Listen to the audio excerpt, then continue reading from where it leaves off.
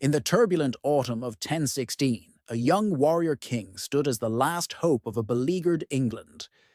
Edmund Ironside, heir to the Anglo-Saxon throne, rallied his people against the relentless tide of Viking conquest led by the Danish prince Knut. His unyielding courage in the face of overwhelming odds earned him a name that would echo through the ages, a monarch forged in battle. Yet on November 30, 1016, mere months after claiming his crown, Edmund died under circumstances veiled in shadow.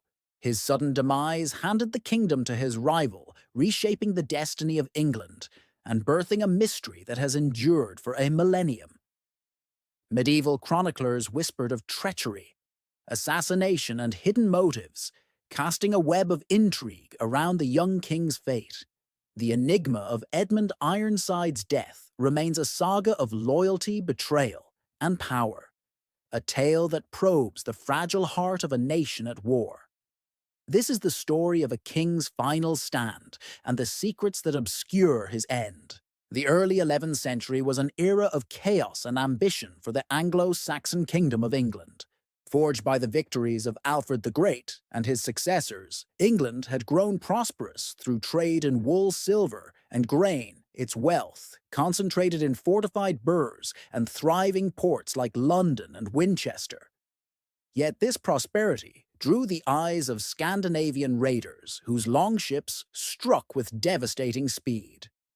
The reign of King Ethelred, the unready Edmund's father, was marked by relentless Viking assaults and internal discord. Ethelred's attempts to buy peace through massive tribute payments known as Danegeld drained the treasury while failing to halt the invaders. By 1013, Svein Forkbeard, King of Denmark, launched a full-scale conquest, seizing the English throne and forcing Ethelred into exile in Normandy. The kingdom teetered on the brink of collapse, its fate resting on the shoulders of a young prince determined to reclaim his heritage. The cultural tapestry of Anglo-Saxon England was rich yet strained. Its people lived in a world of Christian piety and ancient custom, their lives shaped by the rhythms of the harvest and the demands of lordship. Warriors clad in chainmail and wielding broadswords fought under earls and thanes, bound by oaths of fealty, their loyalty tested by the promise of Viking silver. The Danes, by contrast, were seafaring warriors whose culture blended pagan ferocity with Christian influences. Their armies, armed with axes, round shields, and iron helmets, struck swiftly exploiting England's rivers and coasts. This clash of worlds, Anglo-Saxon resilience versus Viking ambition, defined the era. Edmund, born around 990, emerged as a figure of defiance, his nickname, Ironside, a testament to his martial prowess. The stage was set for a war that would not only decide England's ruler, but also shroud its king in an enduring mystery. The year 1016 dawned with England locked in a desperate struggle for survival. Ethelred's death in April left his 20-year-old son Edmund to lead the Anglo-Saxon resistance against Knut Svein Forkbeard's heir, who claimed the throne with a formidable Danish army. Edmund rallied the men of Wessex, summoning loyal earls and thanes to his banner in a bid to expel the invaders. The campaign unfolded as a grueling series of battles across the English countryside. At Penselwood in Dorset and Shurston in Wiltshire, Edmund's forces clashed with Knut's in the summer months. Shield walls of Anglo-Saxon spearmen held firm against waves of Danish axemen, their formations locked in brutal combat amid rolling hills and rain-soaked fields. Swords rang against shields as both sides suffered heavy losses, neither gaining a decisive edge. By autumn, the war reached a turning point. Edmund secured a victory at Brentford, forcing Knut to retreat, but the decisive clash came on October 18 at Assendun in Essex. Here, Knut's army, bolstered by Norwegian allies and superior numbers, outmaneuvered the Anglo-Saxons. Edric Striona, Earl of Mercia, and a notorious opportunist, betrayed Edmund, withdrawing his troops at a critical moment. The Danish victory shattered Edmund's hopes of outright triumph, leaving his army battered and his kingdom divided. Exhausted by months of relentless warfare, the two leaders met on an island in the River Severn near Deerhurst, forging the Treaty of Alney. This pact split England, with Edmund ruling Wessex in the south and not controlling Mercia and the north. The agreement stipulated that the survivor would inherit the entire kingdom upon the others, death a fragile truce that promised peace. Yet on November 30, 1016, Edmund died suddenly in London or Oxford, his passing handing England to Synod and igniting centuries of speculation about the cause of his demise. The abrupt death of Edmund Ironside gave rise to a tangle of conspiracies that have puzzled historians for centuries. The Anglo-Saxon chronicle contemporary to the events records only that Edmund passed away, offering no insight into the cause. Later chroniclers writing in the 12th century wove elaborate tales of treachery. Henry of Huntingdon, in his Historia Anglorum, recounts a lurid story of assassination, claiming Edmund was stabbed from below while using a privy, the weapon a dagger or spear, wielded by a hidden killer. This gruesome narrative often points to Edric Striona as the mastermind his betrayal at Asandon, making him a convenient villain. William of Malmesbury, in his Gesta Regum Anglorum, suggests a similar plot implicating Cainut's agents. Another account from Adam of Bremen hints at poisoning, a subtle act of murder, orchestrated by Canute to eliminate his rival without breaking the Treaty of Alney. Some sources propose natural causes, exhaustion from months of campaigning, or lingering wounds from Asandon, though Edmund's youth and apparent health cast doubt on this explanation. Modern historians approach these narratives with caution, recognizing their blend of fact and embellishment. The Privy assassination story, vivid and dramatic, bears the hallmarks of medieval storytelling crafted to demonize figures like Edric or enhance Canute's cunning. Poisoning, a common accusation in political rivalries, lacks physical evidence, while natural death seems improbable given the timing mere weeks after the treaty. Conspiracies in implicating Canute hold weight due to his clear motive consolidating power without further war. Yet internal Anglo-Saxon rivalries cannot be dismissed. Edric Striona or other nobles may have sought favor with the Danish regime, betraying their king to secure their own futures. The absence of Edmund's tomb or forensic remains complicates analysis, as does the scarcity of contemporary records beyond the chronicle. These competing theories, from daggers in the dark to poisoned chalices, reflect the era's political volatility, where trust was a rare commodity and power often won through deceit. The mystery endures as a puzzle with no definitive key, its truth buried in the shadows of a turbulent age. Edmund Ironside's death marked a pivotal moment in English history, ushering in a new era under Danish rule and reshaping the Anglo-Saxon legacy. Canute, crowned king in 1017, unified England through strategic marriages and policies that blended Scandinavian and Anglo-Saxon traditions. His union with Ethelred's widow Emma of Normandy, mother of Edmund's half-brother Edward the Confessor, lent legitimacy to his reign. Cnut's rule brought relative stability, fostering trade with Scandinavia and strengthening the English church through patronage of monasteries and bishops. Yet Edmund's death had lasting consequences for his lineage. His infant sons, Edward and Edmund Etheling, were spirited away to Sweden, then Hungary, their claim to the throne suppressed for decades. The House of Wessex would not reclaim power until 1042, when Edward the Confessor returned a reign that set the stage for the Norman conquest of 1066. Edmund's demise thus rippled through a century of dynastic upheaval, altering England's trajectory from an Anglo-Saxon kingdom to a Norman dominion. The mystery of Edmund's death has fueled historical inquiry across the ages. Medieval chroniclers used his story to explore themes of divine justice and human treachery, casting him as a martyr for English independence. Victorian historians romanticized Edmund as a tragic hero, a symbol of Anglo-Saxon valor against foreign invaders. Modern scholarship employs textual criticism and comparative studies of Viking-era politics to disentangle myth from reality. The Anglo-Saxon Chronicle's brevity contrasts with later accounts suggesting embellishments by chroniclers with their own agendas. Archaeological efforts in Oxford and London, potential sites of Edmund's death, have uncovered Anglo-Saxon artifacts, but no royal tomb. Research into burial practices of the period reveals that kings were often interred in monasteries, yet Edmund's resting place remains elusive. Culturally, Edmund's legacy lives on in historical novels, reenactments, and academic debates, his name evoking a lost era of defiance. The enigma of his death serves as a lens to examine a time when a single act could shift the fate of nations, a riddle that continues to captivate scholars and storytellers alike. The death of Edmund Ironside in 1016 stands as a haunting enigma, a moment when England's future was forged in shadow.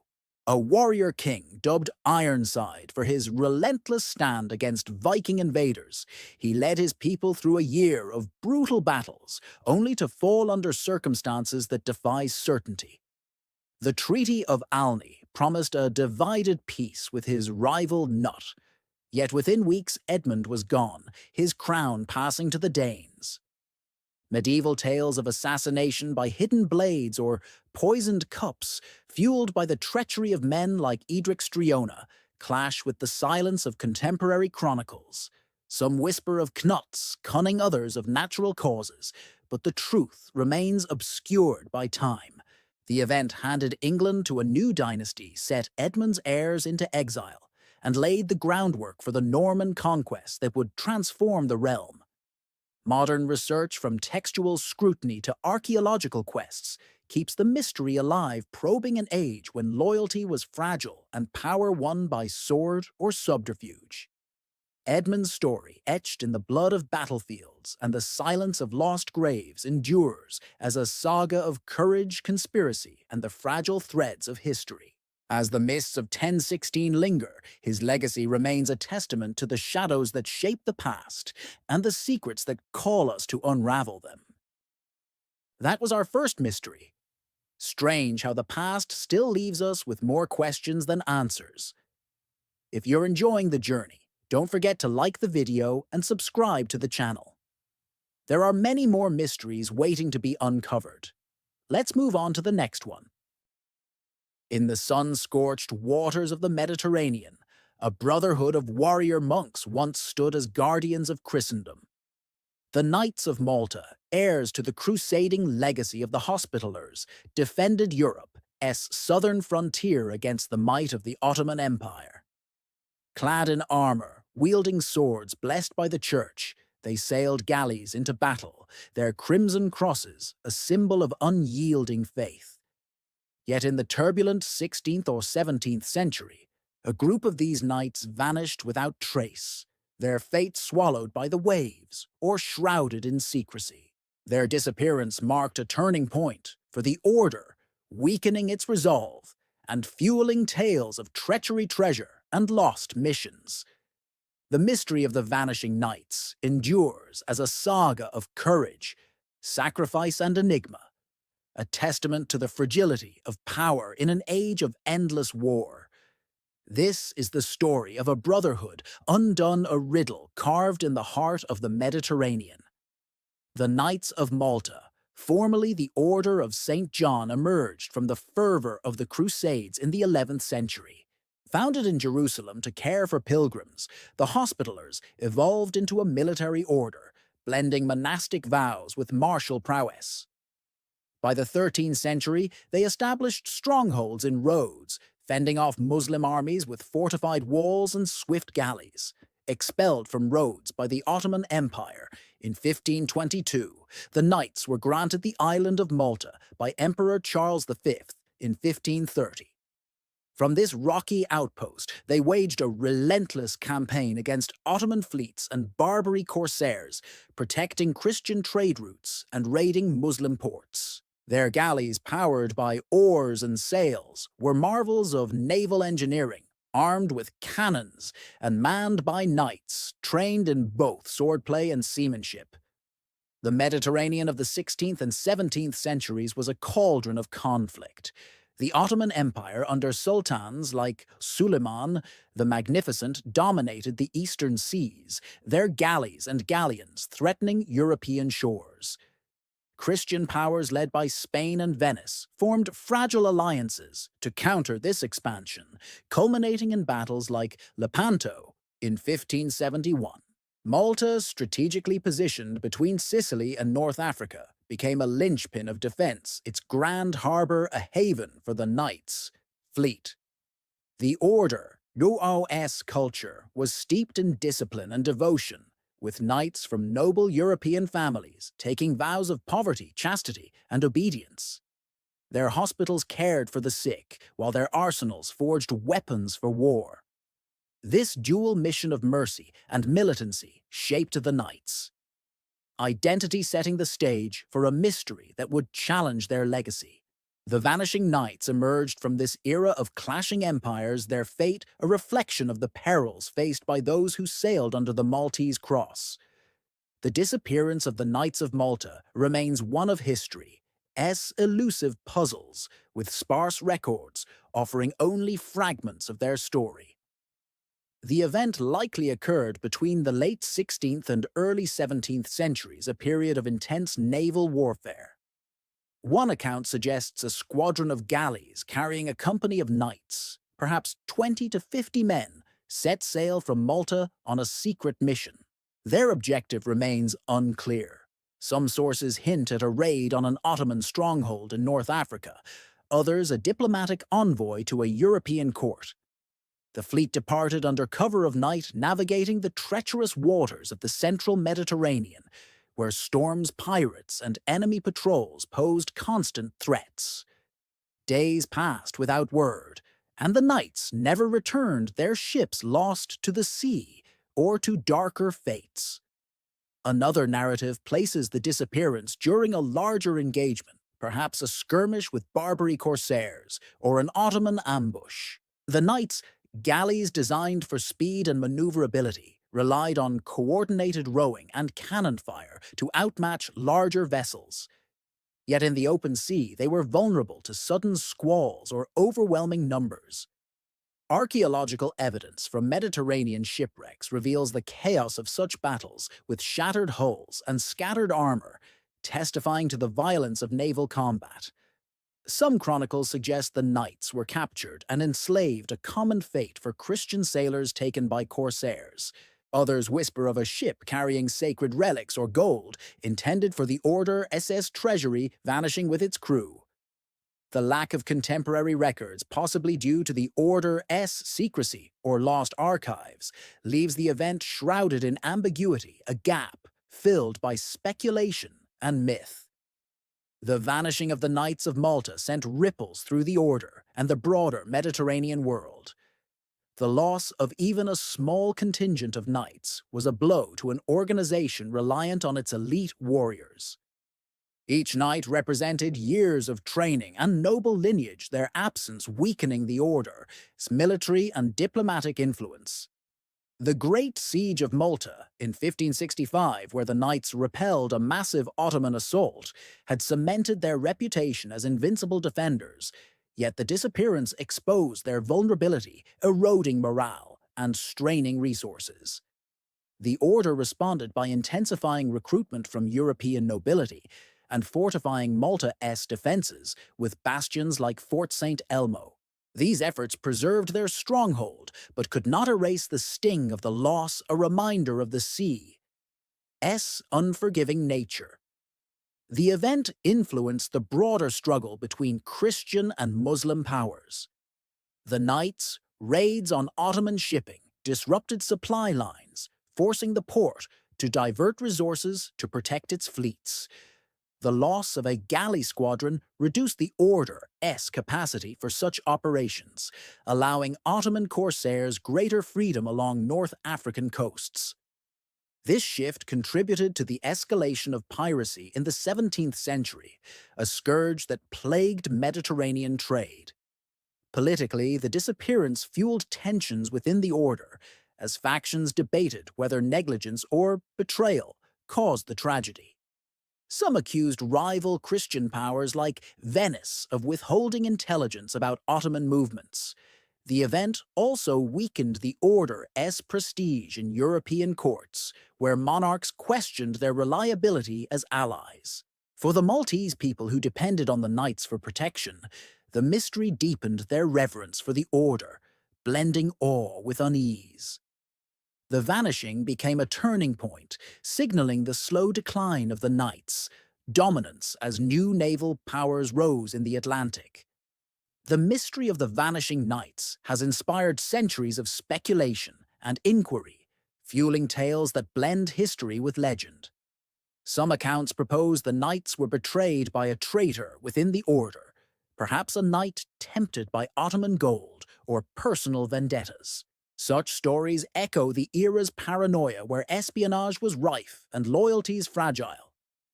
Others suggest the knights stumbled upon a hidden treasure, a cache of Templar relics or Byzantine gold, and chose to abandon their vows, vanishing to live in secrecy. Romanticized versions depict them as martyrs lost in a heroic stand against overwhelming odds, their bodies resting beneath the waves. Maritime lore adds a supernatural layer with tales of ghost ships bearing the Maltese cross, sighted off Tripoli or Tunis, their crews doomed to sail eternally. Modern research seeks to unravel the enigma through archaeology and historical analysis. Underwater excavations in the Mediterranean from the Sicilian Channel to the Levantine coast have uncovered wrecks of galleys from the period. Artifacts like cannonballs, inscribed crosses, and knightly armor hint at the Order's naval reach, but no definitive trace of the lost squadron has emerged. Archival studies in Malta, Grand Master, Palace, and the Vatican reveal the Order's meticulous record-keeping, yet gaps persist, possibly due to deliberate censorship or destruction during later conflicts. Historians debate the mission's purpose, with some arguing it was a reconnaissance operation to scout Ottoman fortifications, others a failed attempt to recover sacred relics. The absence of concrete evidence has sparked interdisciplinary efforts, blending marine archaeology, textual criticism, and Ottoman records to piece together the puzzle. Culturally, the mystery endures in Maltese folklore and literature, with novels and films reimagining the knights as tragic heroes. The Vanishing Knights remain a symbol of the Order's glory and its fragility, a narrative that resonates in a land shaped by faith and war. The Vanishing Knights of Malta stand as one of history's enduring maritime mysteries, a testament to the perils faced by a brotherhood sworn to defend the cross. In the 16th or 17th century, a company of these warrior monks sailed from their island fortress into the heart of the Mediterranean, never to return. Their disappearance, whether claimed by storm battle or betrayal, marked a turning point for the Order of St. John, eroding its strength and prestige in an age of relentless conflict. The loss reverberated through the Mediterranean, weakening Christian defenses against Ottoman expansion and fueling a legacy of speculation. Tales of treachery, hidden treasures, and ghostly galleys have woven the knights into the fabric of Maltese lore, amplified by centuries of storytelling. Archaeological quests beneath the waves and archival searches in ancient libraries keep the mystery alive, probing an era when the sea was both highway and grave. From the Great Siege to the rise of Atlantic empires, the Knights' story reflects the rise and fall of powers in a saga of survival against odds. As Malta's cliffs stand sentinel over the azure sea, the tale of the vanished knights endures a beacon of courage, sacrifice, and enigma. A reminder that some histories are destined to linger in the shadows of the deep. High on a windswept hill in the Apulian countryside of southern Italy stands Castel del Monte, a fortress of enigmatic beauty. Built in the 13th century by the Holy Roman Emperor Frederick II, this octagonal marvel harbors a mystery that has captivated scholars and seekers for centuries, the legend of the Black Book. This elusive tome, rumored to contain forbidden knowledge of alchemy, astronomy, or occult wisdom, is said to have been safeguarded within the castle's stone walls, a relic of a visionary ruler who defied the conventions of his age. The Black Book, its existence unproven, weaves a tale of intellectual ambition, secrecy, and the quest for truths beyond mortal grasp. In an era when knowledge was both revered and feared, this legend reflects the enduring allure of the unknown. This is the story of a castle, a king, and a book that may hold the secrets of the cosmos, a saga that bridges history and myth in the heart of medieval Europe. In the 13th century, the Kingdom of Sicily under the rule of Frederick II was a vibrant crossroads of cultures. Stretching across southern Italy and the island of Sicily, this realm blended Norman Arab and Byzantine influences, fostering a golden age of art, science, and philosophy. Frederick, known as Stupor Mundi, the wonder of the world, was a polymath whose court at Palermo buzzed with scholars, poets, and scientists from across the Mediterranean. Fluent in Arabic, Latin, and Greek, he patronized translations of ancient texts from Aristotle to Avicenna, reviving classical knowledge lost to Western Europe. His curiosity extended to mathematics, astronomy, and natural history, earning him both admiration and suspicion from a church wary of his unorthodox pursuits. The cultural landscape of medieval Europe shaped the legend of the Black Book. The Middle Ages saw a resurgence of learning with monasteries and nascent universities preserving manuscripts amid the chaos of feudal warfare. Yet knowledge was a double-edged sword. Alchemy, blending chemistry and mysticism, promised to transmute base metals into gold or unlock the elixir of life, but was often condemned as heretical. Astrology, intertwined with astronomy, guided kings and popes, yet bordered on the occult. Frederick S., court a haven for such inquiries, attracted Jewish, Muslim, and Christian thinkers, creating a melting pot of ideas. Castel del Monte, built in the 1240s, stood as a testament to this intellectual fervor, its precise geometry reflecting Frederick S.'s fascination with mathematics and cosmic order. The castle's isolation and enigmatic design fueled speculation that it served as more than a fortress, perhaps a repository for forbidden wisdom, a place where the Black Book might have been concealed. Castel del Monte rises from the Apulian plain, a masterpiece of medieval architecture. Its octagonal form, flanked by 8 octagonal towers, defies the utilitarian castles of its time, lacking moats or drawbridges. Constructed from golden limestone, its symmetry and proportions suggest influences from Islamic architecture, Gothic cathedrals, and classical temples. Frederick oversaw its design, infusing it with symbolic meaning.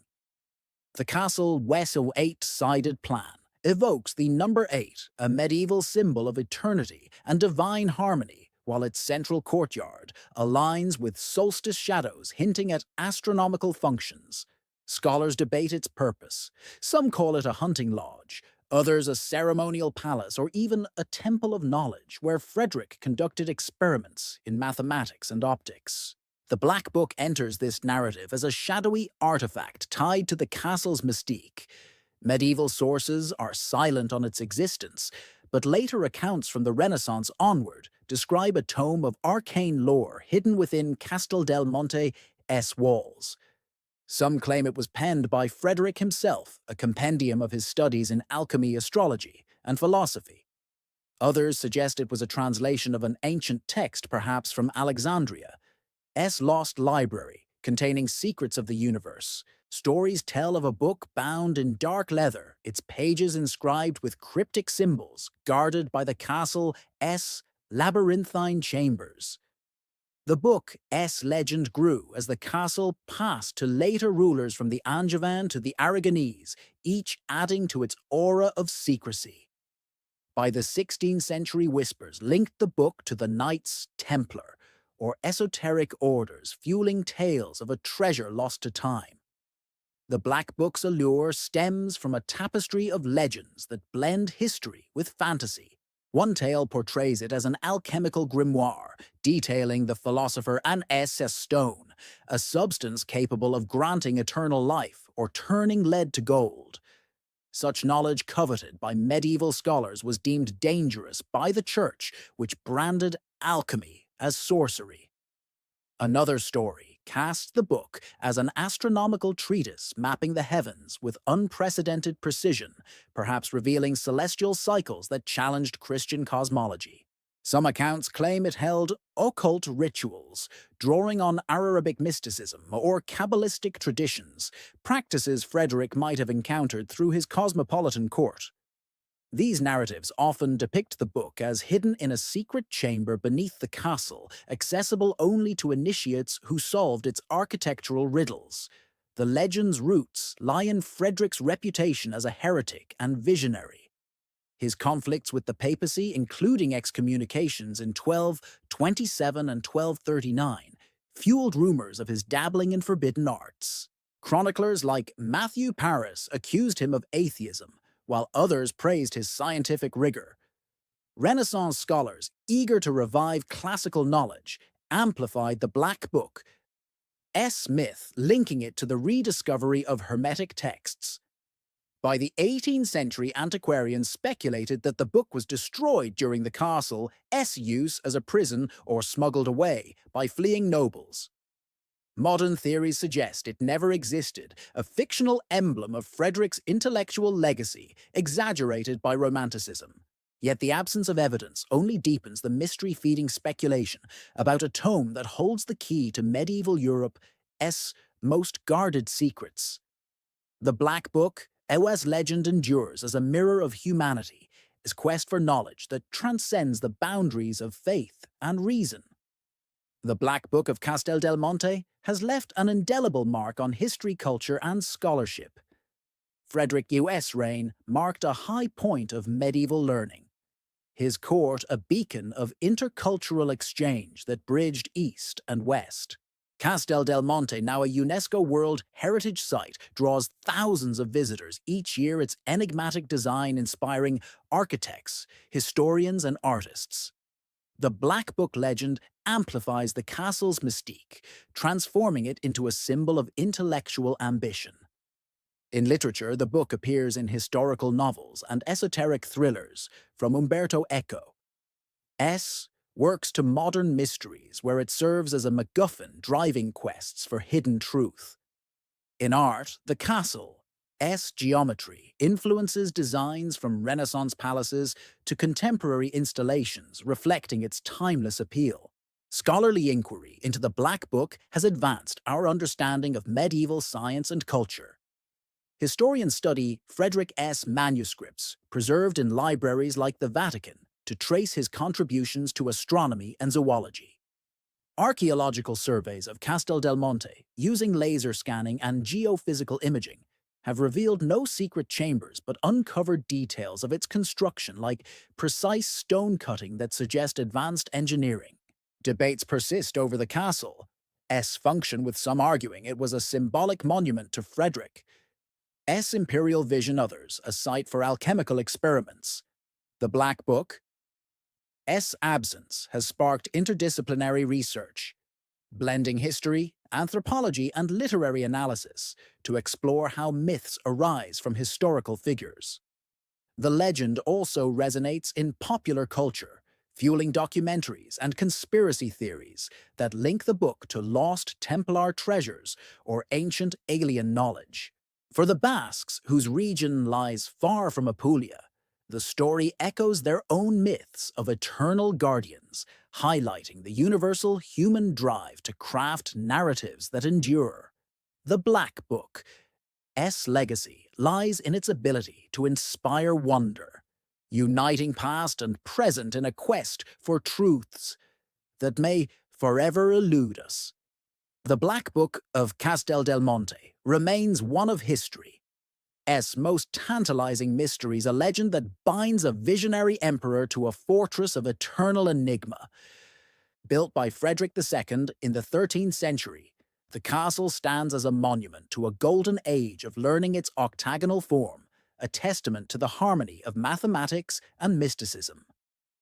The Black Book, rumored to hold secrets of alchemy, astronomy, or occult wisdom, weaves a narrative of forbidden knowledge hidden within its walls. Tales of cryptic symbols, secret chambers, and lost treasures have grown over centuries, fueled by Frederick's reputation as Stupor Mundi, a ruler who dared to challenge the divine order. Historical scrutiny finds no trace of the book, yet its absence only deepens the allure, a myth born from the clash of faith and reason. From medieval courts to modern scholarship, the story of the Black Book has inspired art, science, and imagination, reflecting humanity's ceaseless pursuit of the unknown. As Castel del Monte stands sentinel over the Apulian hills, its silent stones guard a legacy of wonder, a saga that invites us to ponder the truths hidden in the shadows of history. Whether the Black Book ever existed or remains a fiction of a dreaming age, its power endures a beacon of the eternal quest for knowledge that defines the human spirit.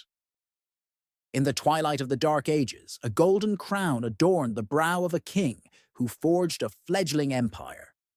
Dagobert I, ruler of the Frankish kingdom in the 7th century, wore this regal emblem as a symbol of divine authority, uniting tribes and shaping a realm from the ruins of Roman Gaul. Crafted with intricate artistry and set with gems that caught the light of sacred relics, the crown embodied the power and piety of the Merovingian dynasty. Yet at some point in the centuries that followed, this treasure vanished, its fate obscured by war, betrayal, or the silent march of time. The lost crown of Dagobert remains one of medieval Europe's enduring enigmas, a relic whose absence stirs tales of hidden vaults and royal intrigue. Its mystery transcends the annals of history, reflecting the fragile glory of a dynasty that laid the foundations of a continent. This is the story of a crown, a king, and a legacy lost to the shadows, a saga that echoes through the ages. The Merovingian dynasty, named for the legendary King Merovech, rose to prominence in the 5th century, consolidating power over the Frankish tribes in what is now France, Belgium, and Western Germany. By the 7th century, under Dagobert I, the kingdom of the Franks had become the dominant force in Western Europe, bridging the chaos of Rome's fall and the dawn of the medieval world. Dagobert, reigning from 629 to 639, unified the disparate realms of Neustria, Austrasia, and Burgundy, ruling from capitals like Paris and Metz. His court blended Roman administrative traditions with Germanic warrior culture, fostering a society where loyalty to the king was cemented by oaths and treasure. The Franks, skilled in cavalry and armed with longswords and Francisca axes, expanded their influence through conquest and diplomacy, subduing neighboring tribes and forging alliances with the Byzantine Empire. The cultural landscape of the Merovingian kingdom was a tapestry of faith and ambition. Christianity, embraced by Clovis I in 496, permeated Frankish life, with monasteries like Saint-Denis serving as centers of learning and devotion. Kings were anointed in ceremonies that invoked divine favor, their crowns symbols of God's mandate. Artisans crafted jewelry and reliquaries with cloisonné techniques, inlaying gold with garnets and glass to reflect divine splendor. Dagobert's reign marked a high point of this culture, with his patronage of churches and legal reforms strengthening royal authority. The crown, a masterpiece of Merovingian craftsmanship, was more than adornment. It was a sacred emblem linking the king to his people and their god. The turbulent world of the Franks, where power shifted with each battle or marriage, set the stage for the crown's creation and its eventual disappearance, a mystery rooted in an era of fleeting glory. Dagobert VI ascended the throne at a young age, guided by advisors like Arnulf of Metz and Pepin of Landen, whose families would later shape the Carolingian dynasty. His reign saw military campaigns against the Saxons and Bretons, securing the Frankish borders, and diplomatic exchanges with Emperor Heraclius in Constantinople, cementing his status as a Christian monarch. Dagobert's court was a hub of activity, with scribes recording laws like the Lex Salica and goldsmiths crafting treasures for royal gifts. The crown, likely forged in the 630s, was designed to reflect this grandeur. Chronicles like the Chronicle of Fredegar described Dagobert's wealth, suggesting the crown was adorned with gold filigree, precious stones, and perhaps relics, a practice common in Merovingian regalia. Worn during coronations at Reims or assemblies at Clichy, it symbolized the king's sacred duty to unify his realm. The crown's fate after Dagobert's death in 639 is less clear. Merovingian succession was fraught with division, as kingdoms were split among heirs. Dagobert's sons, Clovis II and Sigibert III, ruled weakened realms, their authority eroded by powerful mayors of the palace.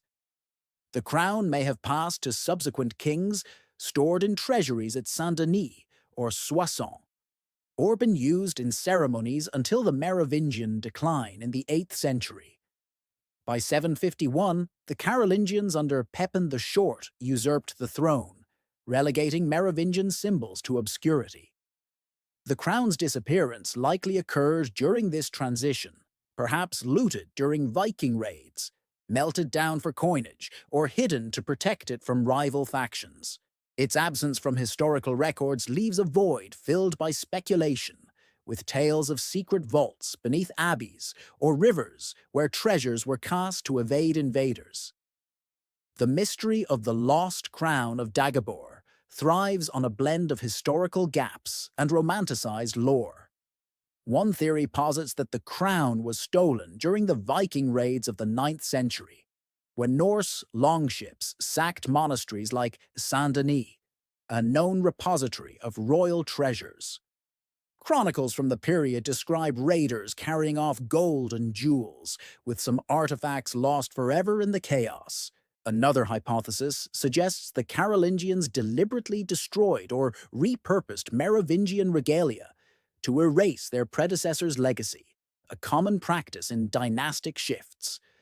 A more tantalizing tale claims the crown was hidden by loyalists, perhaps monks or nobles, in a secret chamber beneath a Frankish church, awaiting a Merovingian restoration that never came.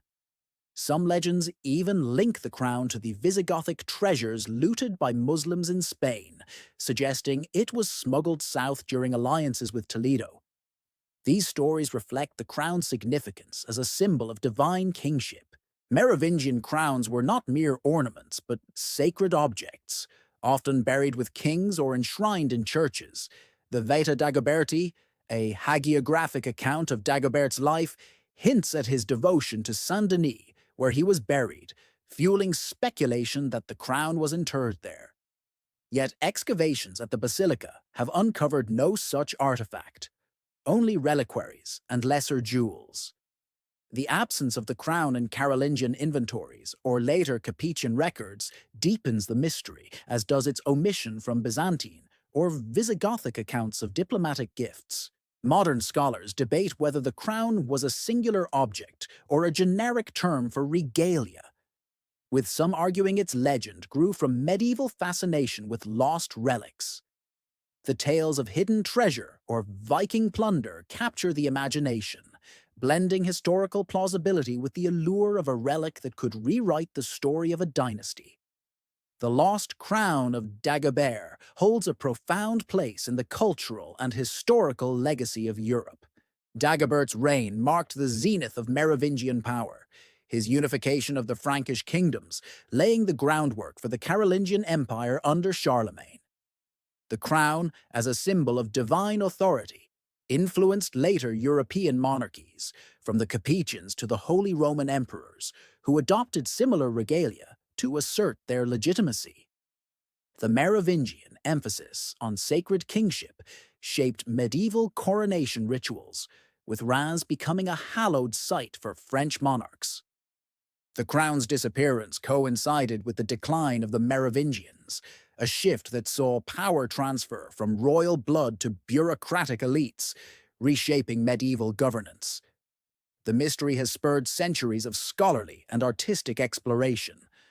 Medieval chroniclers like Gregory of Tours and Fredegar preserved Dagobert's legacy, while later romances embroidered his reign with tales of treasure.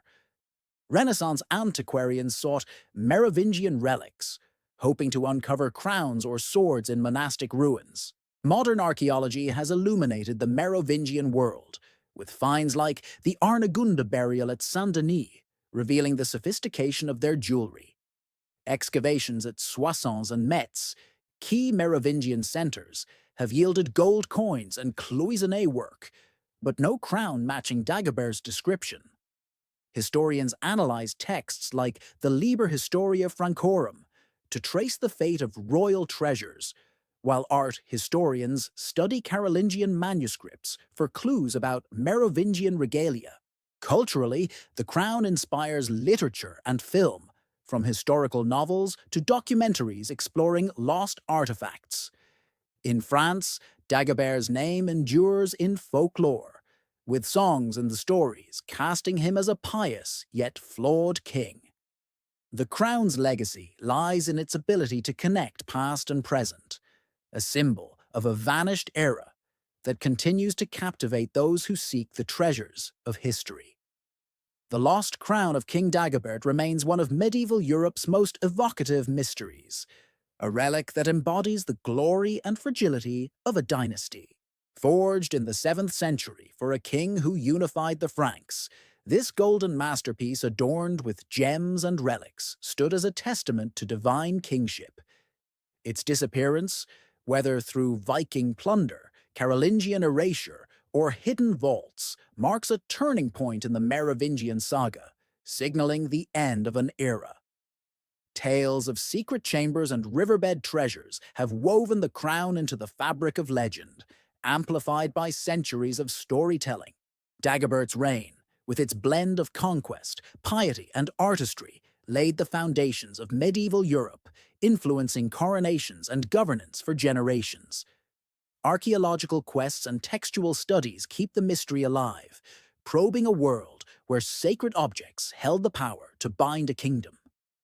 From the cloisters of Saint-Denis to the pages of modern novels, the crown's story resonates, a beacon of ambition and enigma.